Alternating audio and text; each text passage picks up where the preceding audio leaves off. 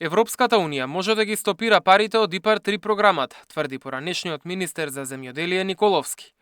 Ова доаѓа откако директорот на Агенцијата за финансиска поддршка во земјоделството Илија Стоилев заврши во 30-дневен притвор, отиземал подкуп за да потпише нецелосен проект од ИПАР. Николовски вели дека последиците се огромни и одговорност мора да има. Веќе има најава и тоа е можно да Европската унија ги стопира финансирањата во ИПАР-3 програмата од Европската комисија.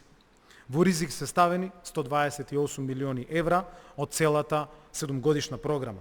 Пари кои требаше да бидат двигател на нашето земјоделство. Тоа значи дека нема повеќе нови повици, најавите за новите повици не може да се отворат, нема нови договори кои што ќе бидат склучени, но исто така и нема исплати за проектите кои што тековно се финансираат. Илјадници земјоделци и агробизнисмени кои ги имаат планирано своите инвестиции на основа на овие средства или веќе реализираат инвестиции, сега се соочуваат со неизвестност, ризик и страв за да не ги изгубат овие вложувања. Министерот Трипуновски смирува, парите не се загрозени. Според него, овој случај е показател дека законите важат подеднакво и за сегашни и за поранешни функционери. Ги повика надлежните институции да го истражат целиот случај до крај. Агенцијата е посебна институција која што има посебен менаџмент, посебен управувачко тело кој што работи согласно нивниот план и активности, така да не гледам никако поврзаност, затоа апелирам дека овој случај треба да се истражи до крај и доколку има одговорност да се делува согласно законот и процедурата. Агенцијата е акредитирано тело кое што ќе си продолжи да работи согласно правилата и процедурите.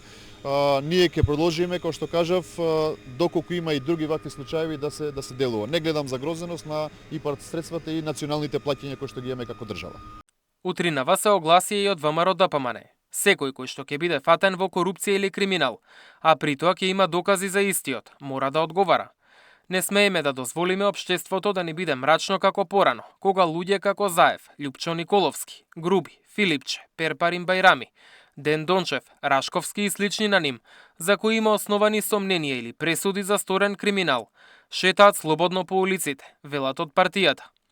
Директорот Стоилев беше фатен како прима подкуп од 400 евра. Тоа било првата рата од ветените 50.000 евра. Парите му ги понудил поранешниот министер за локална самоуправа и правда, Џевдет Насуфи, кој сега е сопственик на агрофирма во Струга. Стоилев заедно со уште 3 лица осомничени за давање и примање подкуп добија 30-дневен притвор. На 5 осомничената па кривичниот суд ја определи мерка куќен притвор.